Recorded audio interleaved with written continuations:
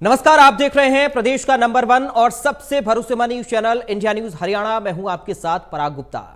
अग्निपथ पर मचा कोहराम और आज भारत बंद का फ्लॉप होना यह बताता है कि अग्निपथ स्कीम पर देश का भरोसा है।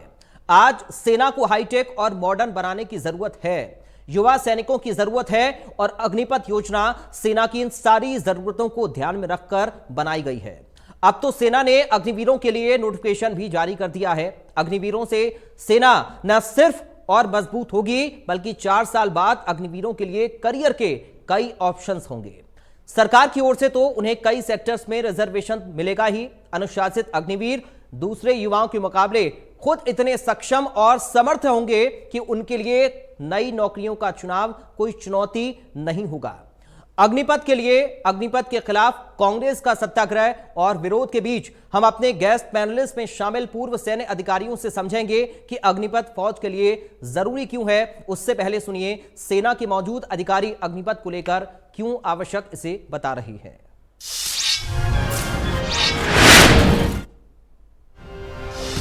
फौज की नौकरी एक जज्बा है, इसको आप पे से नहीं तोल सकते। हाउएवर जो ये आपके सामने दर्शाया गया है, ये सबसे पहले जो 17 लाख के करीब है, ये उसकी पे है। एक सेवानिधि पैकेज है जिसके अंदर उसका योगदान 5 लाख है।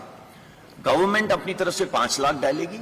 इन दोनों के ऊपर जो इंटरेस्ट दिया जाएगा वो तकरीबन 1.5 लाख होगा। सो टोटल पे उसको 4 लाख तकरीबन इतनी मिलेगी। इसका मतलब ये नहीं है कि वो हमारे बराबरी की रिस्क एंड अलाउंस नहीं लेगा। उसके जितने भी अलाउंसेस हैं सेम रहेंगे। अगर वो मेरे साथ सियाचिन में बैठा है, he'll get the same allowance। अगर वो मेरे साथ राजस्थान में बैठा है तो उसको सेम अलाउंस मिलेगा। सिर्फ एक इंसान है अग्निवीर जो आगे आने वाले टाइम पे कंट्रीब्यूशन नहीं देगा और उसको तकरीबन 1 करोड़ का इंश्योरेंस मिलेगी अगर उसने अपने देश के लिए किसी वजह से बलिदान दिया।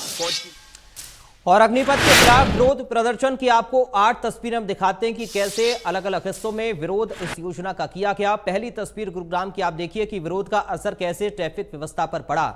गाड़ियों की लंबी जाम की स्थिति बनी रही सड़कों पर। उसके बाद फतेहाबाद की तस्वीर आप देख रहे हैं, सड़कों पर युवा प्रदर्शन करते हुए नजर आए, इसका विरोध करते हुए नजर आए। उसके बाद चरखी दादरी में भी पुलिस प्रशासन मुस्तैद रहा। सुरक्षा के लिहाज से तगड़े इंतजाम यहां पर किए गए थे।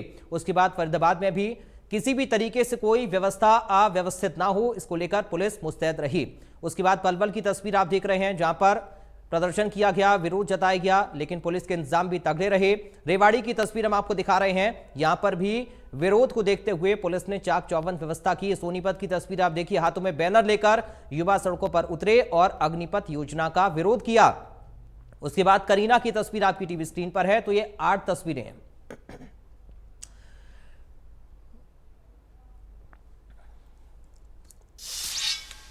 और अग्निवीरों के लिए क्या गाइडलाइन जारी की गई है, ग्राफिक्स के जरिए आपको हम समझाने की कोशिश करते हैं। तो आर्मी ने नोटिफिकेशन अग्निवीरों के लिए यानी कि अग्निपथ योजना के लिए जारी कर दिया है। 1 जुलाई से भर्ती की जो प्रक्रिया है अग्निपथ स्कीम के तहत वो शुरू होने वाली है। 24 जून को वायुसेना नोटिफिकेशन अपना जारी करेगी वायुसेना में अग्निवीरों की भर्ती के लिए। इसके साथ ही 25 जून को नौसेना नोटिफिकेशन अपना जारी करेगी ताकि नौसेना में भी अग्निवीरों की भर्ती प्रक्रिया पूर्ण हो सके। 25,000 अग्निवीरों का पहला बैच दिसंबर में ज्वाइन करेगा, जिसका जिक्र प्रेस कॉन्फ्रेंस में भी सेना ने किया। अग्निवीरों का दूसरा बैच फरवरी 2023 में। इसके साथ ही तीनों सेनाओं में 5 साल में 1.25 लाख अग्निवीर तैयार होंगे। अग्निपथ स्कीम रोल बैक नहीं होगी, यह भी सेना ने स्पष्ट कर दिया है। प्रदर्शन और तोड़फोड़ करने वाले अग्निवीर नहीं बन पाएंगे, यह समझना पड़ेगा। नौसेना में महिला अग्निवीरों की तैनाती युद्ध पोतों पर होगी, यानी कि महिला अग्निवीर भी तैयार होंगी। सेना में सैनिकों की भर्ती अब अग्निपथ स्कीम से होगी। शहीद होने पर अग्निवीर के आश्रितों को 1 करोड़ रुपए आर्थिक सहायता के तौर पर दिए जाएंगे। सेना में अग्निवीरों का भत्ता सैनिकों से भी ज्यादा होगा। तो फायदे क्या है अग्निवीर होने के? सीएपीएफ में 10% रिजर्वेशन अग्निवीरों के लिए होगा, इसका ऐलान कर दिया गया है। इसके साथ ही आप एक और फायदा समझिए, असम राइफल्स में भी 10% आरक्षण निर्धारित कर दिया गया है अग्निवीरों के लिए। कोस्ट गार्ड में भर्ती में 10% आरक्षण, क्योंकि सवाल ये उठ रहा था कि बाद में अग्निवीर क्या करेंगे, तो हम आपको बता रहे हैं कि क्या फायदे हैं इसके। डिफेंस सिविलियन में 10% रिजर्वेशन निश्चित कर दिया गया है अग्निवीरों के लिए। तो ग्राफिक के जरिए फायदे आप समझिए अग्निवीरों के। डीपीएसयू की नियुक्ति में आरक्षण होगा अग्निवीरों के लिए, यानी कि अलग अलग सेक्टर्स में अग्निवीरों को फायदा होगा। 4 साल के बाद रक्षा संबंधित 16 कंपनियों में नियुक्ति में भी आरक्षण अग्निवीरों को दिया जाएगा, यानी कि कई सारे ऑप्शंस अग्निवीरों के लिए खुले हुए हैं। रिटायरमेंट के बाद लोन सस्ता मिलेगा। अगर आप लोन लेना चाहते हैं, अपना कोई बिजनेस करना चाहते हैं, तब आपको लोन सस्ता दिया जाएगा। और आप समझिए, सरकारी नौकरियों में अग्निवीरों को प्राथमिकता दी जाएगी, यानी कि जो अग्निवीर होगा प्राथमिकता उनको दी जाएगी, वरीयता उनको मिलेगी सरकारी नौकरियों में। 85 इंडस्ट्री अग्निवीरों की भर्ती तैयार, अग्निवीरों को भर्ती के लिए तैयार करेगी। तो ये अलग अलग ऑप्शंस अग्निवीरों के लिए हैं। तो कुछ सवाल हैं, उन सवालों पर एक नजर, उसके बाद करेंगे चर्चा की शुरुआत। नोटिफिकेशन जारी, अब हो हल्ला क्यों? सवाल नंबर 1। सवाल नंबर 2 ये भी है कि भारत बंद बेअसर के आखिर मायने क्या कुछ हैं? अग्निपथ को लेकर विपक्ष आखिर बेचैन क्यों है? और सेना को लेकर सियासत क्या सही हो रही है? अग्निपथ से कितनी बदलेगी फौज? क्योंकि हम फौज को नौजवान बनाने की बात कर रहे हैं, बदलाव का जिक्र कर रहे हैं, तो सवाल ये भी। आज इन्हीं सवालों के इर्द गिर्द हमारी बड़ी बहस रहेगी। हमारे साथ कुछ खास मेहमान जुड़ गए हैं, सीधा आपका परिचय कराते हैं। हमारे साथ डिफेंस एक्सपर्ट हैं कर्नल सुहाग। कर्नल सुहाग, आपका स्वागत है इंडिया न्यूज में। हमारे साथ डिफेंस एक्सपर्ट हैं टीपी त्यागी। टीपी त्यागी जी, आपका स्वागत है। साथ ही हमारे साथ बीजेपी से प्रवक्ता हैं विजेंद्र नेहरा। विजेंद्र नेहरा जी, आपका स्वागत है। कांग्रेस पार्टी से प्रवक्ता हैं बालमुकुंद शर्मा। बालमुकुंद शर्मा जी, आपका स्वागत है। सबसे पहले विजेंद्र नेहरा जी, शुरुआत में आपके साथ कर रहा हूं। एक तरफ प्रधानमंत्री नरेंद्र मोदी ने बदलाव को जरूरत बताया और कहा कि ये दरअसल फायदे की स्कीम युवाओं के लिए है और सेना के लिए भी है। उधर कांग्रेस भी सत्याग्रह कर रही है, विरोध इस स्कीम का कर रही है। भूपेंद्र सिंह हुड्डा ने कहा कि दरअसल ये स्कीम किसी काम की नहीं है। आपका पहला रिएक्शन? देखिए, आवाज ठीक से आ रही है पराग जी आपको? जी, आपकी आवाज आ रही है सर। पराग जी, देखिए, जो अग्निपथ योजना है वो हमारे अग्निवीरों को आगे बढ़ने का मौका देगी। भारतीय फौज के लिए भी फायदेमंद है, हमारे युवाओं के लिए भी फायदेमंद है और हमारे देश के लिए भी फायदेमंद है। पराग जी, ये जो योजना है ये कोई रातों रात या एकदम से नहीं लाई गई है। मैं आपको बताऊं, 1989 से जिस तरह से हमारे फौज के एक्सपर्ट्स ने बताई प्रेस कॉन्फ्रेंस करके अधिकारियों ने कि 1989 से इस तरह की मांग थी कि फौज के अंदर रिफॉर्म्स होने चाहिए, फौज के अंदर सुधार होना चाहिए और सीडीएस जो पोस्ट है वो भी जो कारगिल रिव्यू कमेटी है, अरुण सिंह कमेटी की जो रिपोर्टें थी उनको लागू धीरे धीरे हमारी फौज ने किया है, क्योंकि 1989 से इनकी मांग थी और अधिकतर समय उस समय कांग्रेस पार्टी की सरकार थी, तो कांग्रेस वो इच्छा शक्ति नहीं दिखा पाई जी, वो दम नहीं दिखा पाई कि वो आगे बढ़ करके फौज के सुधार के लिए कोई काम कर सके। लेकिन माननीय प्रधानमंत्री नरेंद्र मोदी जी ने, पराग जी, वो काम किया है। उन्होंने जिम्मा लिया है इस फौज के रिफॉर्म्स का, फौज को युवा बनाने का, जिस तरह से हमारे अधिकारियों ने बताने का काम किया। आज भारतीय फौज की जो औसत आयु है वो लगभग 32 वर्ष की है, उसको 26 वर्ष तक हमें लेकर के आना है। और एक 17 साल का युवा जब अग्निवीर के तौर पर भारतीय फौज में जाएगा, अग्निपथ योजना के तहत जब वो जाएगा, तो 17 साल की उम्र में आप मुझे बताइए किस युवा को नौकरी मिलती है? और जब 21 साल का होके, 22 साल का होके वो 4 साल सेवा देके वापस आएगा, तो लगभग वो 4 साल में 25 लाख रुपए कमाएगा। आप मुझे बताइए, तमाम तरह की सुविधाएं उसको मिलेंगी। अगर वो घायल होता है, जख्मी होता है, तो 45 लाख रुपए तक उसको मिलने का प्रोविजन है। देश की सेवा करते हुए अगर वो शहीद होता है तो 1 करोड़ रुपए उसको देने का प्रोविजन है। सेवा करके जब वो वापस आएगा तो तमाम नौकरियों में, जिस तरह से आपने बताया, चाहे वो सीएएफ की नौकरियां हैं, चाहे वो सीआरपीएफ की नौकरी है, चाहे वो रक्षा मंत्रालय की है, चाहे वो गृह मंत्रालय की है, तमाम नौकरियों में उसको 10% का आरक्षण सरकार ने देने का काम किया है। उसको अगर वो आएगा तो अगर नया बिजनेस शुरू करना चाहता है तो उसके लोन की व्यवस्था हमारी सरकार ने की है। अगर वो पढ़ना चाहता है तो उसकी पढ़ाई की व्यवस्था हमारी सरकार ने की है। उसको सर्टिफिकेट मिलेगा, उसको डिप्लोमा मिलेगा, उसको व्यापार करने के लिए हम लोग सहयोग करेंगे। नौकरियों में उसको आरक्षण का प्रावधान किया गया है। भारतीय फौज नई हो जाएगी, भारतीय फौज के अंदर एक नई व्यवस्था बन जाएगी। और एक अभी जैसे कई लोग बड़ा एक कुतर्क करते हैं पराग जी कि वो जब 4 साल में ट्रेंड होके आएंगे तो कहीं समाज के लिए गलत लोग उससे ना मिल जाए। मैं उन लोगों को जवाब देना चाहूंगा कि वर्तमान समय में इस देश के अंदर 26 लाख रिटायर्ड फौजी हैं। आज तक कभी किसी ने सुना नहीं होगा कि कभी किसी फौजी भाई ने, जो देश के विरोधी में काम करने वाले लोग हैं, उनके साथ मिलकर कोई इस तरह की गतिविधियों में वो शामिल हुआ हो। और 25% जो युवा जो रेगुलर फौज के अंदर जाएंगे वो नई तकनीक सीख करके आएंगे, नई स्फूर्ति और नई ऊर्जा लेकर के आएंगे, भारतीय फौज को दुनिया भर में आगे बढ़ाने का काम करेंगे। और पराग जी, ये अकेले हमारे देश के अंदर नहीं है, लगभग 30 से अधिक देशों के अंदर इस तरह की योजनाएं पहले से चली हुई है, सफलता चली हुई है। आज भारत ने इस योजना को चलाया है। मुझे लगता है सभी युवाओं को इसका स्वागत करना चाहिए। और कांग्रेस पार्टी जो देश के हित में कोई काम नहीं कर पाई, पराग जी मैं बड़ी जिम्मेदारी से कहना चाहूंगा, लटकाओ भटकाओ अटकाओ, इनकी 3 योजना थी बस जो चलती थी, लटकाओ भटकाओ अटकाओ। अब हमारी सरकार अगर काम करना चाहती है, भारतीय फौज को ये लोग बदनाम करने का काम करते हैं, इन्होंने भारतीय फौज को बदनाम करने का काम किया, इनको भारतीय फौज के ऊपर विश्वास नहीं है। ठीक है, आज मोदी जी काम करना चाहते हैं तो कांग्रेस पार्टी उसमें अड़ंगा लगाने का काम करते हैं। देश की जनता इनको देख रही है। देखिए, मैं पराग जी 30 सेकंड में कंप्लीट करता हूं। जब भी देश के हित में हम कोई काम करते हैं, 370 लेके आए तो इन्होंने विरोध किया, सीएए लेके आए तो इन्होंने विरोध किया, जीएसटी लेके आए तो इन्होंने विरोध किया, और राम मंदिर बनाने का निर्णय जब सुप्रीम कोर्ट के माध्यम से हुआ उसका इन्होंने विरोध किया। कौन सा ऐसा फैसला है देश के हित में जो कोई करना चाहे और कांग्रेस पार्टी विरोध ना करे? एक तरह से देश विरोधी गतिविधियों में कांग्रेस पार्टी शामिल है। और पराग जी 30 सेकंड में कंप्लीट करता हूं, जो लोग पकड़े जा रहे हैं उसमें सबसे ज्यादा कांग्रेस ही पकड़े जा रहे हैं। इसलिए मुझे लगता है कांग्रेस पार्टी को देश से माफी मांगनी चाहिए, देश के युवाओं को भड़का के देश की संपत्ति को जलाने का काम करना। ठीक है, आपकी इन तमाम बातों को लेकर बालमुकुंद शर्मा जी के पास में जाऊंगा, लेकिन उससे पहले प्रधानमंत्री ने क्या कुछ कहा है वो अपने दर्शकों को एक बार हम सुनवा देते हैं। कई रिफॉर्म तात्कालिक रूप से अप्रिय लग सकते हैं, लेकिन समय के साथ उन रिफॉर्म का लाभ आज देश अनुभव करता है। रिफॉर्म का रास्ता ही हमें नए लक्ष्यों, नए संकल्पों की तरफ ले जाता है। हमने स्पेस और डिफेंस जैसे हर उस सेक्टर को युवाओं के लिए खोल दिया है जिनमें दशकों तक सिर्फ सरकार का एकाधिकार था। आज हम ड्रोन से लेकर एयरक्राफ्ट तक हर कटिंग एज टेक्नोलॉजी में भारत के युवाओं को प्रोत्साहित कर रहे हैं। यहां देश का गौरव इसरो है, डीआरडीओ का एक आधुनिक इंफ्रास्ट्रक्चर है। आज हम देश के युवाओं से कह रहे हैं कि सरकार ने जो वर्ल्ड क्लास सुविधाएं बनाई हैं, इनमें अपने विजन को, अपने आइडिया को टेस्ट करें। कई फैसले, तो प्रधानमंत्री का आपने सुना, उन्होंने कहा कि रिफॉर्म जरूरी है। बालमुकुंद शर्मा जी, प्रधानमंत्री कह रहे हैं कि दरअसल बदलाव जरूरत है, सेना के लिए भी और नौजवानों के लिए भी। फिर इतना सारा विरोध आखिर क्यों सड़कों पर उतरकर आप लोग कर रहे हैं? और अभी विजय नेहरा गिना रहे थे कि काफी सारे ऑप्शंस खुले हुए हैं अग्निवीरों के लिए। देखिए, सोच का फर्क है जी।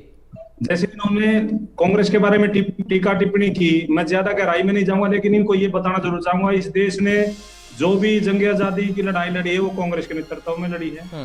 1965 का जो युद्ध जीता भारत ने, वो भारतीय, उस समय कांग्रेस का शासन था। 1971 का युद्ध हमने जीता, देश पाकिस्तान के 2 टुकड़े हमने किए। परमाणु शक्ति संपन्न राष्ट्र कांग्रेस ने बनाया। और जो लोग अंग्रेजों की गुलामी करते थे, अंग्रेजों के पिट्ठू थे, जो लोग अंग्रेजों के मुखबिर थे, वो सर्टिफिकेट बांटने का काम करते हैं। अब सीधा सेना पे आ जाते हैं जी। जो भाजपा के प्रवक्ता ने कहा, अगर उसको हम 100% सत्य मान ले तो ये तो एक पैकेज है, निजीकरण है देश की सेना का। आप ये मान के चलिए, जो लोग ये कहते हैं मैं रेल को नहीं बेचेंगे, हम रेल को बेचने नहीं देंगे, उन्होंने रेल बेच दी, एयरपोर्ट बेच दिए। अब सेना में इस तरीके का निजीकरण करके, सेना का भी एक तरह से निजीकरण करके उसका सत्यानाश करने का ये लोग खुद प्रधानमंत्री, देश के प्रधानमंत्री झूठ बोलने में माहिर हैं। मुझे कहते हुए भी खुद भी एक अपने आप में एहसास होता है कि मैं देश के प्रधानमंत्री के बारे में क्या बोलूं। वो कह रहे रिफॉर्म जो आज ठीक नहीं है कल ठीक लगेंगे। वो आकलन तो समय करता है। समय सबसे बड़ी एक ताकत है। और देश की जनता, जब ये लोग हमारे जिन लोगों ने अपना जीवन खपा दिया, जीवन जेलों में खपा दिया, उनके बारे में टीका टिप्पणी करते हैं, तो कल देश ये भी तो नहीं कहेगा, ये भी देखेगा कि देश के जो वो प्रधानमंत्री जिसने पूरा देश बेच दिया, वो कौन प्रधानमंत्री थे? वो नरेंद्र मोदी जी थे। रेल बेच दी, सेल बेच दी, गेल बेच दी, एयरपोर्ट बेच दिए, सब कुछ बेच दिया, LIC बेच दी, सेना भी बेच दी। सेना का इतना बड़ा निजीकरण कर दिया है, कोई सोच भी नहीं सकता था। और ये कहते हैं युवाओं को मौका, युवाओं के नाम पे अडानी अंबानियों को मौका दिया जा रहा है। आप बताइए, एक अंबानी जो 2 भाइयों में से अनिल, जिसके पास 1 लाख की कंपनी को वो रफाल को ठीक करने का ठेका देते हैं, मेंटेनेंस का अगले 20 साल का। ये लोग पता नहीं कहाँ इस देश को लेके जाना चाहते हैं, हम तो समझ नहीं पाए। और ये क्योंकि देश की आजादी में जो जितना योगदान कांग्रेस का था, हमने इस राष्ट्र को निर्माण किया है, खड़ा किया, हमें दुख होता है। और आज सत्ता में ये लोग हैं, ठीक है, प्रजातांत्रिक व्यवस्था का मजाक उड़ाया जा रहा है। ये देश यहाँ भी सेना के, मेरी आवाज आ रही है आपको? हाँ ठीक है सर, थोड़ी दिक्कत हो रही है आवाज में, उसको एक बार हम ठीक कर लेते हैं, फिर लौटकर अगले राउंड पे मैं आपके पास आ रहा हूं और सवालों को लेकर कर्नल सुहाग से थोड़ा समझना हम चाह रहे हैं। अब कर्नल सुहाग, कैसे सर आप इस योजना को देख रहे हैं? चूंकि सर आप तो सेना में रहे हैं, आप तमाम सारी चीजों को जानते हैं, सेना की बारीकियों को आप अच्छी तरीके से समझते हैं। प्रधानमंत्री ने जिसका जिक्र किया कि दरअसल ये बदलाव की अब जरूरत है सेना के लिए, क्योंकि हमें बदलाव करने हैं, और अभी विजय नेहरा जी जिक्र कर रहे थे कि ये अभी का नहीं है और इसका जिक्र पहले से चल रहा था, 1989 में भी इसका जिक्र किया गया था, लेकिन इसको लागू अब किया गया है। और ये सिर्फ इस देश के अंदर नहीं, बाकी देशों में भी शॉर्ट टर्म सेवाएं, शॉर्ट टर्म सर्विसेज हैं। कर्नल सुहाग। नमस्कार जी, सबसे पहले तो मैं अपने छोटे भाई शर्मा जी से निवेदन करूंगा कि वो अपनी एक स्टेटमेंट की सेना बेच दी है, इसको वापस लें, उसके बाद मैं अपनी कार्रवाई शुरू करूंगा। बालमुकुंद शर्मा जी, मैं चाहूंगा सर रिएक्शन बहुत जल्दी से दे दें। सेना के लिए नहीं किया, लेकिन निजीकरण का मतलब क्या आप समझते हैं सर? ये निजीकरण है। चलिए ठीक है, ये कर्नल सेना में सुहाग निजीकरण का एक तरह से रास्ता खुला है। ठीक है कर्नल सुहाग। ठीक है, सबसे पहले तो मैं ये आपको मैं सैल्यूट करता हूँ, आपने इस देश की सेवा की है, ठीक है, आपको मैं सैल्यूट करता हूँ। ठीक है सर, निजीकरण की बात है, बाकी चीजों को बेचने का जो मैंने स्पष्टीकरण दिया, 6-7 चीजों को गिना है, उसके साथ ये सेना का शब्द निजीकरण पे जाकर के जुड़ा है। ठीक है कर्नल सुहाग। ठीक है सर, बालमुकुंद शर्मा जी आऊंगा आप। कर्नल सुहाग। अच्छा, मैं शुरू करूं जी? जी जी जी। सबसे पहले तो मैं अपने छोटे भाई को ये बताना चाहूंगा कि ये इस योजना पे 30 साल से काम चल रहा है। काफी सरकारें आई उसके बीच में, किसी का भी साहस नहीं हुआ कि इस पे कार्रवाई करे। फिर कारगिल रिपोर्ट आई, उसमें कहा कि हमें काफी दिक्कत आई, उसमें कहा कि जो सेना है वो युवा होनी चाहिए। तो हमने क्या किया कि ऑफिसर्स जो थे 18 से 20 इयर्स की सर्विस में वो कर्नल बनते थे, वो कमांडिंग ऑफिसर बनते थे, तो उनको हमने डाउन लाए, 14 से 15 किया। इसी तरह अभी जवानों का हमारा जो एवरेज है वो 32 है। किसी भी देश की जो सेना का जो एवरेज है वो 32 नहीं है, 26 से ऊपर नहीं है। अभी हम इसको 26 पे लेकर आए हैं। इससे युवा आर्मी है वो फिट होगी, ऑपरेशनल कैपेबिलिटी बढ़ेगी और युवाओं को भी सेना में आने का मौका मिलेगा। इसके साथ साथ अपने भाई को मैं बताना चाहूंगा कि हरियाणा प्रदेश है वो वीरों की भूमि है। यहाँ के सैनिकों ने देश में ही नहीं विदेश में भी अपनी युद्ध कौशलता व कर्तव्य परायणता का लोहा मनवाया है। अभी मैं आपको इनका बताऊंगा एडवांटेज क्या है जी। आप ये मेरे को बताएं कि 17.5 साल की उम्र में विश्व में कोई भी देश किसी जवान को नौकरी देता है, युवा को? नहीं, मेरे विचार से कोई नहीं देता है। 17.5 साल की उम्र में अगर वो सेना में जाएगा, अग्निवीर बनेगा, तो उसको तनख्वाह मिलेगी, सभी अलाउंसेस मिलेंगे। उसके बाद 4 साल के अंदर उसको तकरीबन 12 लाख रुपए तो सैलरी मिलेगी। तकरीबन 12 लाख रुपए उसको रिटायर सेना से जब जाएगा तो उसको मिलेंगे। इससे क्या होगा कि वो सब है टैक्स फ्री होगी। दूसरा, इससे सभी सैनिकों जो युवा हैं उनकी लालसा पूरी होगी कि सेना में जाने के लिए। सेना में जाने से उसका डिसिप्लिन बढ़ेगा, मेंटली स्ट्रांग होगा। उसके साथ साथ देशभक्ति, देश प्रेम, देश कर्तव्य, साथ साथ उसकी योग्यता भी बढ़ेगी। अगर वो 11वीं और 12वीं स्कूल में करता है तो उसके पिता को काफी जो है पैसे उनको देने पड़ेंगे, जैसे किताबों के लिए, कापियों के लिए, ट्यूशन, स्कूल फी इत्यादि। वो सारी सरकार वहन करेगी और उसको तनख्वाह देगी, 12वीं का सर्टिफिकेट देगी, जो कि पूरे इंडिया में और विदेश में भी उसकी मान्यता होगी। सिमिलरली जो 12वीं क्लास वाला ज्वाइन करेगा उसको बीए की डिग्री देगी, वो भी देश और विदेश में सभी मान्यता होगी। इसके साथ साथ ये छोटी उम्र इसलिए की गई है कि जैसे पैरामिलिट्री फोर्सेस, कैफ, जैसे कैफ में BSF, CRPF, CISF, ITBP, NSG, SSB, SPG, इनमें सभी इनको रिजर्वेशन दिया गया है। क्योंकि वहां की जो भर्ती होने की है वो 25 साल उम्र है, लेकिन इनको 5 साल की सुविधा दी गई है। ठीक है। 2 साल से हम एक सेकंड, एक चीज और मैं कहना चाहूंगा। जो लोग कहते हैं कि 2 साल से कोई भी भर्ती नहीं हो पाई क्योंकि कोविड की वजह से, इसलिए उन्होंने 2 साल का उनको कंसेशन भी दिया है। कुछ लोग ऐसे कहते हैं कि फौज की भर्ती का तरीका, मैं एक ही बार क्लियर कर दूं, 3 तरीके से फौज की भर्ती की जाती है। पहले फिजिकल, फिर मेडिकल, फिर रिटन टेस्ट। मैं भाई साहब शर्मा जी को बताना चाहूंगा कि जो मेडिकल है वो 2 साल के लिए वैलिड नहीं होता। अगर कोई मेडिकल होता है 6 महीने के बाद रीमेडिकल किया जाता है उसका, क्योंकि 2 साल के अंदर हो सकता है उसको कोई चोट लगी हो, ठीक है, या हो सकता है उसकी कोई बीमार हो गया हो, और अभी तो कोविड था इसलिए वो वैलिड नहीं है जो लोग कहते हैं। ठीक है। साथ साथ उनको 1 करोड़ रुपए अगर शहीद हो जाते हैं तो सेंट्रल गवर्नमेंट देगी, उसके अलावा 50 लाख रुपए हमारा हरियाणा सरकार देगी उसको। ये दोनों चीज दी जाएंगी। ठीक है, लेकिन ठीक है, कई सारे फायदे हम लोग गिना रहे हैं, लेकिन उसके बावजूद भी विरोध। एक कमेंट में टीपी त्यागी जी आपसे लेना चाह रहा हूं। कहा यह जा रहा है कि साहब जब ये 4 साल बाद युवा निकलेगा और इसके पास कोई रोजगार नहीं होगा तो ये आतंकवादी बन जाएगा। क्या यह संभव है कि जो सैनिक देश की रक्षा के लिए बॉर्डर पर दुश्मनों के सीने पर बंदूक तानकर खड़ा होता है वो देश के खिलाफ बंदूक उठाएगा, हथियार उठाएगा? टीपी त्यागी जी। टीपी त्यागी जी, आपकी आवाज नहीं आ रही, आप अनम्यूट करिए सर, अगर आप म्यूट हैं तो। करीब 60,000 सिपाही हर साल सेवानिवृत्त होते हैं और ये कार्यक्रम 1947 से चला आ रहा है।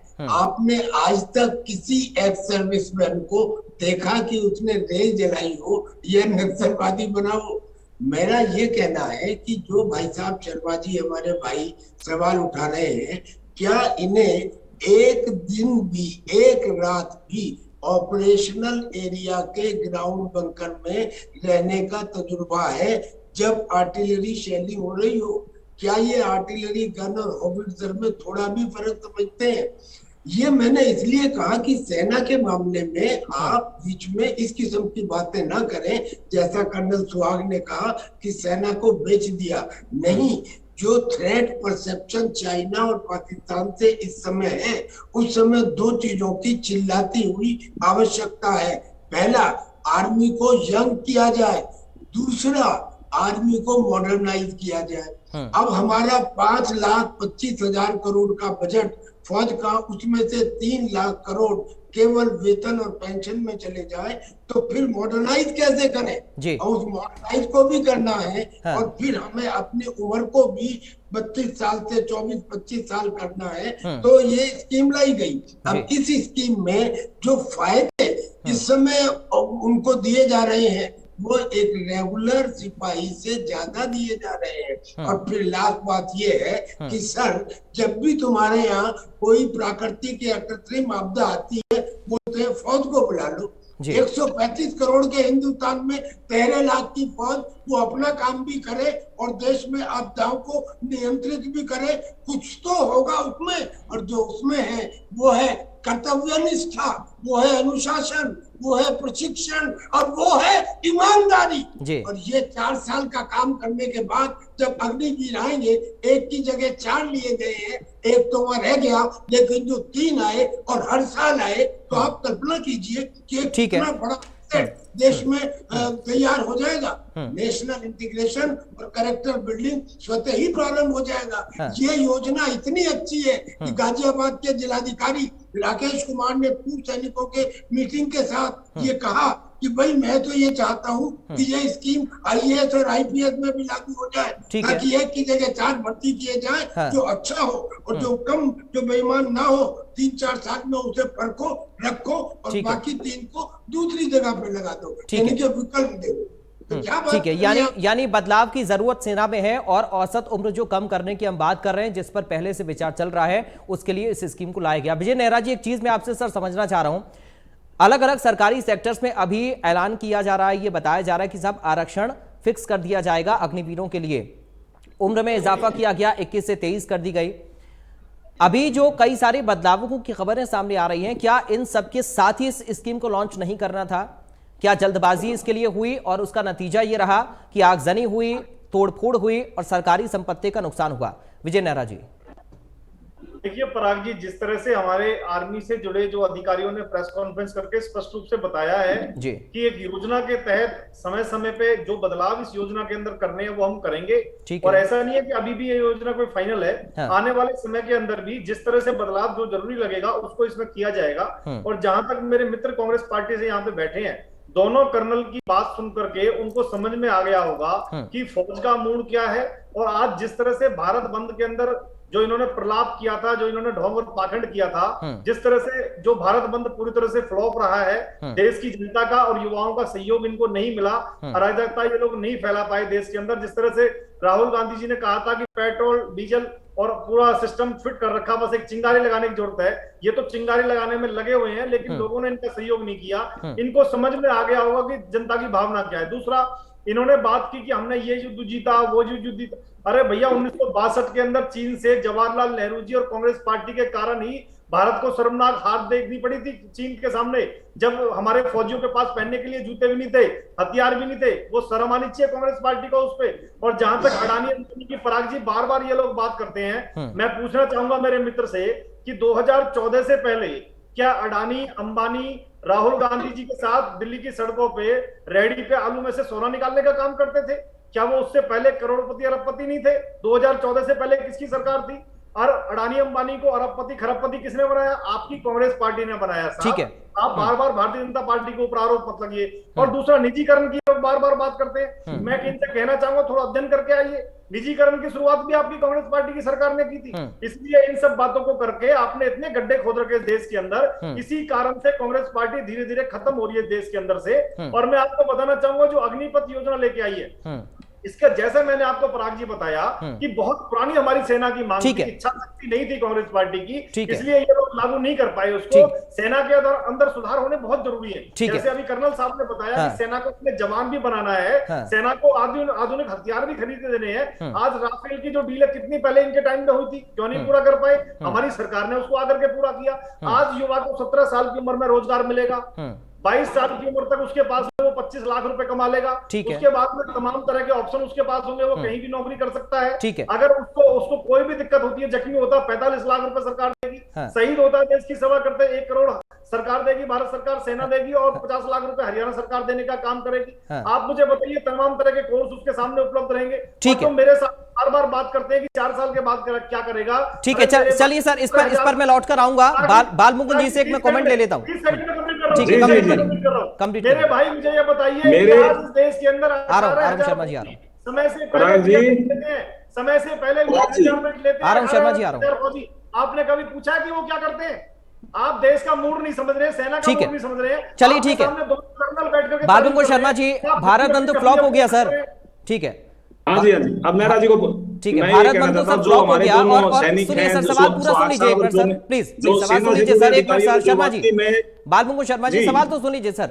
भारत बंद फ्लॉप हो गया, और क्या आप नेताओं की उन बयानबाजियों को इस देश में हुई हिंसा का जिम्मेदार नहीं मानते हैं?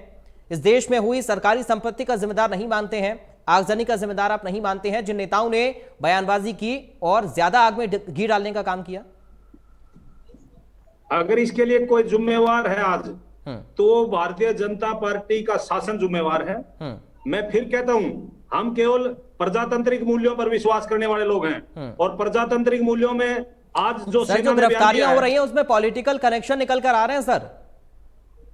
वो बाल मुकुंद शर्मा जी, आप लगातार खबरें तो देख ही रहे होंगे सर। गिरफ्तारियां हो रही हैं, पॉलिटिकल कनेक्शन है, तो क्या जानबूझकर ये हिंसा फैलाने की कोशिश हुई? बिल्कुल नहीं। ये तो पिछले 50 साल से भाजपा के लोग आरोप लगा रहे हैं, आज तक कोई आरोप सिद्ध नहीं हुआ इनका। ये जब इनको अपने इस तरीके के शर्मा जी, झारखंड के कांग्रेस विधायक हैं, बाल मुकुंद शर्मा जी, झारखंड में कांग्रेस के विधायक हैं इरफान अंसारी। उन्होंने कल क्या स्टेटमेंट दिया कि खून से लथपथ हो जाएगा ये देश, लेकिन अग्निपथ नहीं होने देंगे। सर, ये देश खून से लथपथ होगा क्या? सैनिकों के नाम पर ये देश खून से लथपथ होगा? अब मैं बोलूं क्या? बोलिए सर। मैं ये कहता हूं, प्रजातांत्रिक व्यवस्था पे बात करिए। 2 मिनट मुझे दीजिए, फिर आप अपनी बात रखिए, मैं उसका जवाब दूंगा। बोलिए। प्रजातांत्रिक व्यवस्था में जो आज सेना के अधिकारी आकर कह रहे हैं कि ये स्कीम वापस नहीं होगी, तो वो किस अधिकार और किस हैसियत में कह रहे हैं? अगर देश के प्रधानमंत्री या देश की जरूरतों के हिसाब से बदलाव करेगा, प्रजातंत्र है, देश के प्रधानमंत्री को इख्तियार है, वो तय करेंगे। ये चीजें प्रजातंत्र, मैं ये कहता हूँ किसी सेलेक्ट कमेटी को भेजना पड़ता, बिल किसी संसदीय समिति को भेजना पड़ता। क्यों नहीं ऐसा इस तरीका का निर्धारण करते कि हमारे जो देश का नेतृत्व है वो जिम्मेवारी ले, भाई ये सेना में बदलाव करने की जरूरत है, तो सेलेक्ट कमेटी को जाए, संसदीय समिति को जाए, सीधा उसके बाद किस तरह की बात करते हैं सेना के अधिकारी, ये इतना देश जलवा दिया, रेल जलवा दी, उसके बाद कहते हैं रिजर्वेशन देंगे, उसके बाद कहते हैं ये ऐड करेंगे। बाबू शर्मा जी, अपने अभी आप पिछले वक्तव्य में आप ही ने कहा ना कि सेना के फौज के किन अधिकारियों से पूछकर ये योजना लाई गई या किन अधिकारियों से बातचीत की गई। जब सेना के अधिकारी खुद आकर, सेना प्रमुख खुद आकर ये कह रहे हैं कि साहब ये वापस नहीं होगी, तब आप सरकार को ला रहे हैं, सरकार इस स्कीम को ला रही है, तो आप सेना के अधिकारी अगर यहाँ बोलने का अधिकार आपको ये, तो आप जो बोलोगे वो सुनेगा देश। सर मैं सवाल कर रहा हूं आपसे, शर्मा जी सर सवाल कर रहा हूं, आप जवाब दीजिए ना, मैं सवाल कर रहा हूं, आप जवाब दीजिए सर। 21 से 23 कब की, जब देश जल गया? 21 से 23 उम्र कब की, जब देश जल गया, जब रेलें फूकी गई, जब नौजवान सड़कों पे आ गया। सर झारखंड के कांग्रेस के विधायक पर भी बयान दीजिए ना सर। इरफान अंसारी क्या कह रहे हैं, देश खून से लथपथ होगा लेकिन अग्निपथ नहीं होने देंगे। मैं नहीं जानता कौन इरफान अंसारी है। सर आपको अपनी पार्टी के नेताओं के बारे में जानकारी नहीं है, बताइए, और आप कह रहे हैं कि साहब इस देश में हिंसा हो रही है और इसके लिए जिम्मेदार सरकार है। इस देश में हिंसा हो रही है, इसकी जिम्मेदार सरकार है, लेकिन कांग्रेस पार्टी के विधायक क्या बयान दे रहे हैं इसकी जानकारी आपको नहीं है। वो अधिकृत नहीं है, वो कोई विधायक अधिकृत व्यक्तिगत विचार हो सकते हैं। सर विधायक कांग्रेस पार्टी का नहीं है क्या? विधायक कांग्रेस पार्टी का अधिकृत नहीं हो सकता है? बयान दिया तो व्यक्तिगत विचार हो सकते हैं, लेकिन कांग्रेस पार्टी के टिकट पर चुनाव जीता है। ये टिकट पे जितना कोई अधिकृत होता है प्रवक्ता संगठन का, वो विधायक है। अगर उसके व्यक्तिगत विचार, उसको माफी मांगनी पड़ेगी, और पार्टी अगर उस पर कार्रवाई करेगी, अगर गलत काम करेगा तो वो, मैं अधिकृत प्रवक्ता हूं पार्टी का, अगर मैं गलत कहता हूं वो कांग्रेस का बयान होगा, तो उसके लिए मैं जिम्मेवार होगा, मेरी पार्टी मेरे ऊपर कार्रवाई करेगी। सर मुझे बताइए कि अधिकृत होता है। शर्मा जी मुझे बताइए कि कांग्रेस के किस बड़े नेता ने कहा कि ये जो शांतिपूर्ण प्रदर्शन है ये सही है, लेकिन अगर हिंसा होगी तो ये गलत है। आप लोग सत्याग्रह कर रहे हैं ना? हमारा कांग्रेस के सत्याग्रह कर रहे हैं हम तो। कांग्रेस तो अहिंसावादी लोग हैं। कांग्रेस का तो हथियार ही अहिंसा है। ठीक है, हमने तो चरखा काट के चरखे से आजादी ली है। हमारा तो हथियार ही अहिंसा है। हम तो एक चींटी पर भी उसके साथ नहीं जाते। कांग्रेस और अहिंसा का तो पूरे विश्व में नाम है। ठीक है, हम तो अहिंसा और शांति के पुजारी हैं। कांग्रेस के बारे में कोई उंगली नहीं उठा सकता। ये जो लोग धर्म की राजनीति करते हैं, जातपात की राजनीति करते हैं, देश को जलाने का काम करते हैं, हर चीज में राजनीति ढूंढते हैं, ये लोग हमारे को शिक्षा नहीं दे सकते। हम अहिंसावादी हैं और गांधी जी के अनुयायी हैं। हम सत्याग्रह करेंगे, हम सच की आवाज के साथ खड़े रहेंगे। ठीक है, मैं ये कहना चाहता हूँ, आज जो ये स्कीम लेके आए हैं, गुणा भाग घटा, ये बाद में कर रहे हैं।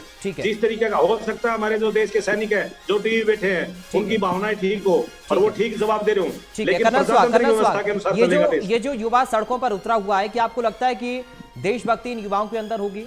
क्या ये सोची समझी रणनीति आपको नहीं लगती है?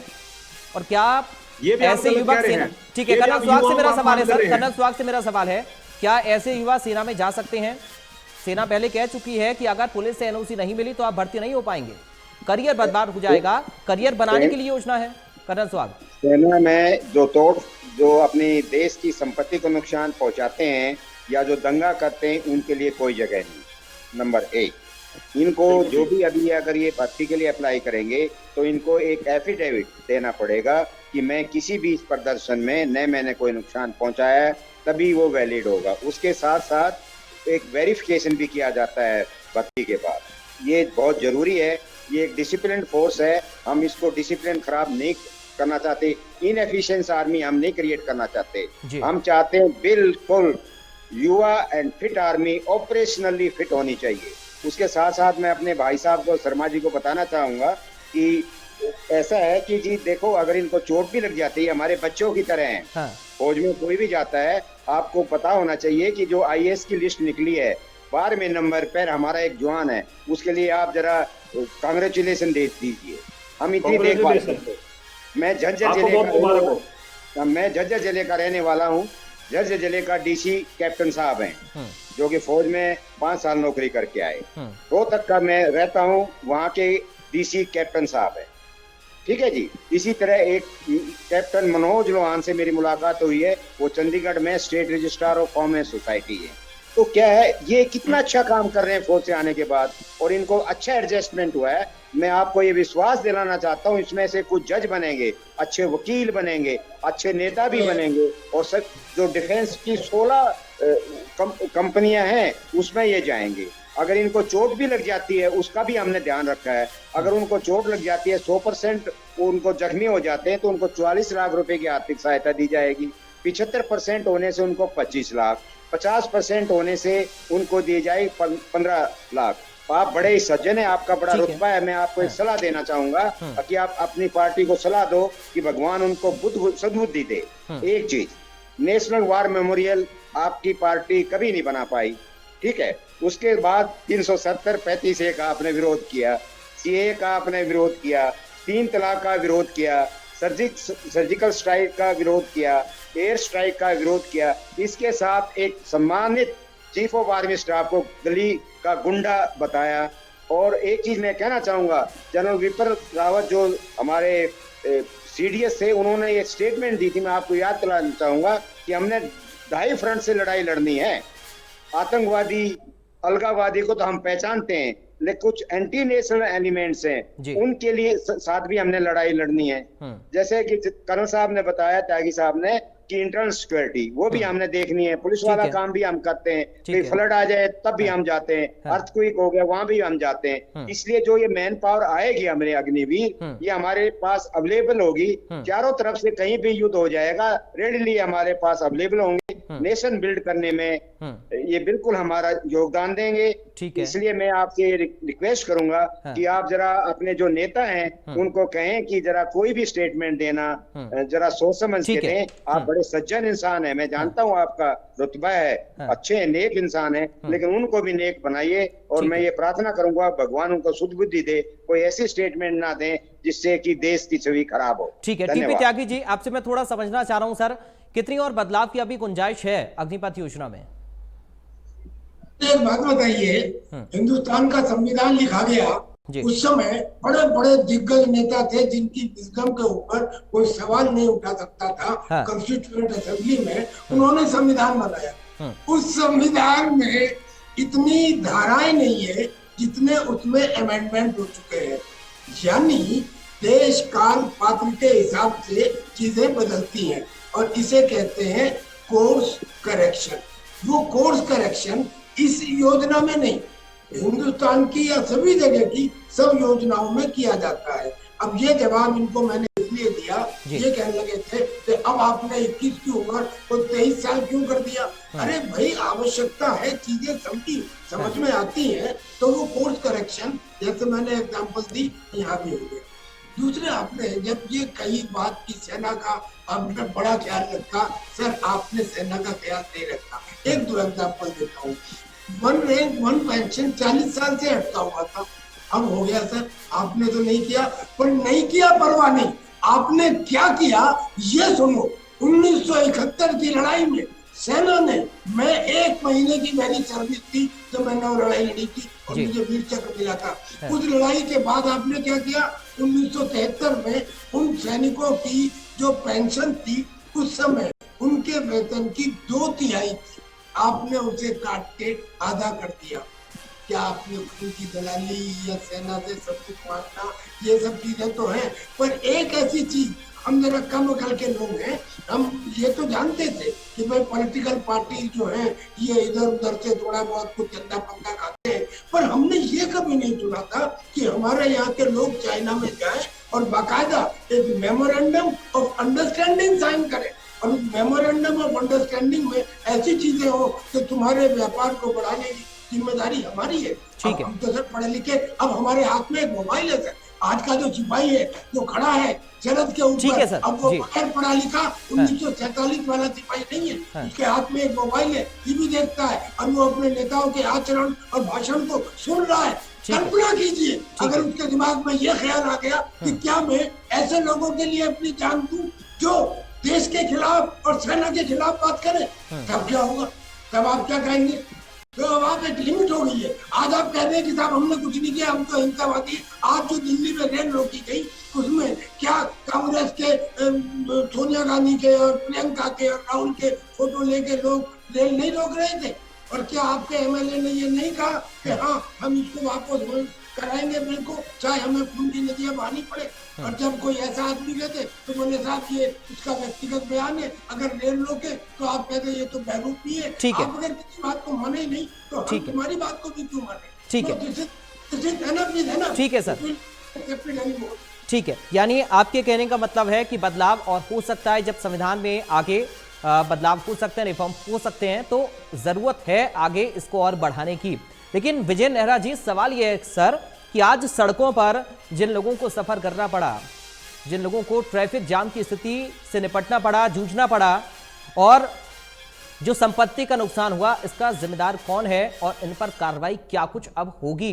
कड़ी कार्रवाई, क्योंकि सर इस देश की संपत्ति इस देश की जनता की है। आम आदमी टैक्स देता है अपनी सुविधाओं के लिए, ना कि इस देश की संपत्ति को फूंकने के लिए। आम आदमी टैक्स देता है अपनी सहूलियत के लिए। एक मजदूर अपनी रोजी रोटी नहीं कमा पाया सिर्फ आगजनी की वजह से, पत्थरबाजी की वजह से, हिंसा की वजह से। कोई परिवार ट्रेन से जाना चाहता था लेकिन अपने गंतव्य तक नहीं पहुंच पाया, इसका जिम्मेदार कौन है? सर सवाल आपसे इसलिए क्योंकि आप सरकार में हैं, आप सत्ता में हैं। विजय नेहरा जी, देखिए पराग जी, मैंने लगातार पिछले कई दिनों से प्रियंका गांधी जी के भी, राहुल गांधी जी के ट्वीट देखे हैं, भाषण देखे हैं। एक भी मैंने अपील राहुल गांधी जी की नहीं देखी कि जनता से उन्होंने ये कहा हो कि आप शांति बना के रखिए। प्रियंका गांधी जी को मैंने सुना, वो कह रही हमारा अल्टीमेट जो मकसद है वो सरकार गिराने का है। तो कांग्रेस पार्टी देश के युवाओं को भड़का करके जो देश की संपत्ति का नुकसान करा रही है, और जिस तरह से भारत बंद करा करके करोड़ों रुपए का नुकसान कराया है, कहीं ना कहीं कांग्रेस पार्टी अपनी राजनीति के लिए कुछ भी कर सकती है। और जिस तरह से त्यागी जी ने अभी कर्नल साहब ने बताया कि देश के संविधान के अंदर जो संशोधन हुए हैं बहुत सारे, मैं बता दूं 100 से ज्यादा संशोधन हमारे संविधान के अंदर हो चुके हैं, और अधिकतर वो कांग्रेस पार्टी ने किए। क्या वो गलत किए? तो जब आप संविधान में संशोधन कर सकते हैं तो आप सेना के अंदर अगर आधुनिक बनाने के लिए संशोधन होते हैं उसका विरोध कैसे कर सकते हैं? दूसरा, AK एंटनी जी रक्षा मंत्री थे इनके समय में, और लोकसभा के अंदर खड़े होकर के उन्होंने कहा था, जब हमने मांग की थी कि आप बॉर्डर पे निर्माण क्यों नहीं करते, तो उन्होंने कहा था हम निर्माण इसलिए नहीं करते कि हमारे पड़ोसी पावरफुल है चीन की तरफ इशारा करके कि वो नाराज हो जाएंगे, इसलिए हम काम नहीं करते। ऐसे डरपोक लोगों की ये सरकार थी। और इसके साथ साथ 1 रैंक 1 पेंशन को जो हमने लागू किया, क्यों नहीं लागू कर पाए इतने पुराने समय से? माननीय प्रधानमंत्री नरेंद्र मोदी जी को फौजियों का हितैषी माना जाता है। वो अपनी दिवाली भी, अपनी होली भी, कोई भी विशेष अवसर जब होता है पराग जी, वो भारतीय सेना के बीच में जाके मनाते हैं। क्या इससे पहले कभी कोई प्रधानमंत्री सेना के बीच में गया था? कभी कोई नहीं गया। प्रधानमंत्री नरेंद्र मोदी जी हो या भारतीय जनता पार्टी हो, फौज का सम्मान करती है, फौज को आगे बढ़ाने का काम करती है। और वर्तमान समय में मैं बड़ी जिम्मेदारी से एक चीज कहना चाहूंगा पराग जी, कि 8 साल के अंदर इस देश के अंदर सेना जितनी आत्मनिर्भर बनी है, भारत के ठीक है। इसी से जुड़ा हुआ एक सवाल बालमुकुंद शर्मा जी से मैं लेता हूं, क्योंकि समय कम है सर, इसलिए फाइनल कमेंट में ले लूं। बालमुकुंद शर्मा जी, सेना को नौजवान बनाने की जरूरत नहीं है क्या? औसत उम्र कम करने की जरूरत नहीं है क्या? और क्या इस बात की जरूरत नहीं है कि हम अपने सैनिकों की संख्या को बढ़ाएं? जितने ज्यादा नौजवान सेना में शामिल होंगे उतना ज्यादा मजबूत होगा देश। बहुत छोटा कमेंट सर, संक्षिप्त में।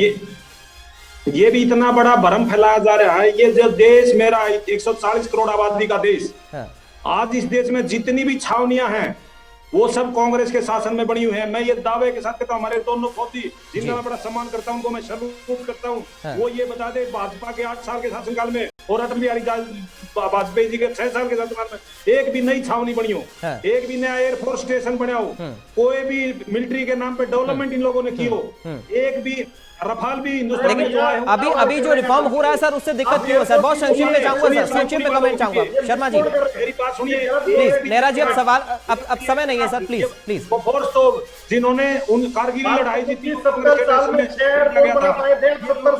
भ्रम पैदा कर रखा। अभी में ना बोलिए, छावनी का नाम बता दीजिए पूरे हिंदुस्तान में, एक ऐसी छावनी।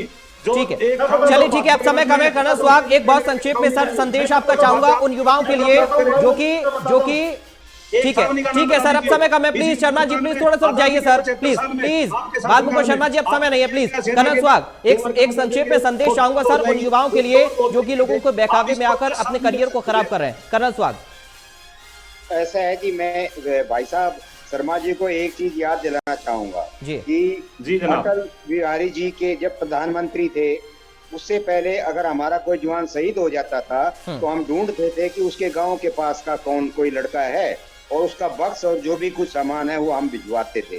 और मैं उनका आपसे सर हाथ जोड़ के ये पूछना चाहता हूँ कि कोई भी छावनी अटल बिहारी वाजपेयी ठीक है सर, समय कम है सर, आपने पूछ लिया सवाल, प्लीज अब सुन लीजिए सर जवाब। कर्नल सुहाग कंप्लीट करिए फटाफट सर। ठीक है कर्नल सुहाग कंप्लीट करिए सर। उसमें ऐसा है कि जो सम्मान सैनिकों को दिलाया गया है वो अटल जी के टाइम पे अभी सैनिक की जो है शरीर लाते हैं उसको राज्य सैनिक जो अपना उनको उसका संस्कार किया जाता है, परिवार वाले भी देख पाते हैं। उससे पहले हम एक बॉक्स भेज देते थे, उसमें उसका सामान रखें और एक दो जवान भेज देते आसपास के होते थे। तो मैं तो सलूट करता हूँ अटल जी को, वो सेना के लिए उन्होंने काफी कुछ किया। ठीक है, धन्यवाद। ठीक है टीपी त्यागी जी, ठीक है पी शर्मा जी, समय नहीं है अब। टीपी त्यागी जी, नोटिफिकेशन जारी हो गया सर, नोटिफिकेशन जारी हो गया है।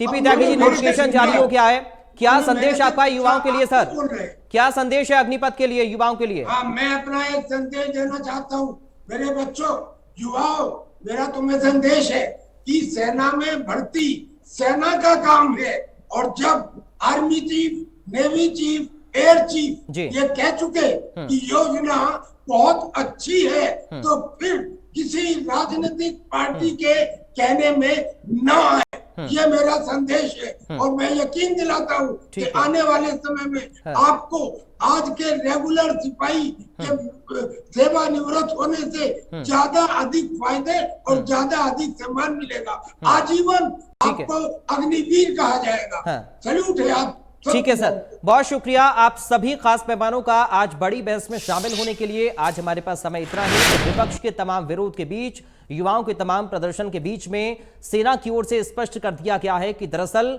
इस स्कीम को वापस नहीं लिया जाएगा और जो लोग उपद्रव में शामिल होंगे वो सेना में भर्ती नहीं हो सकते हैं, क्योंकि पुलिस वेरिफिकेशन जरूरी होगा और शपथ पत्र भी उनसे लिया जाएगा कि वो हिंसा में शामिल नहीं थे। तो सरकार की ओर से अब लगातार जागरूक युवाओं को किया जा रहा है। प्रधानमंत्री ने भी अपील कर दी है और सेना भी इस बात को कह चुकी है कि दरअसल ये सेना के लिए और नौजवानों के लिए फायदे की स्कीम है। नमस्कार।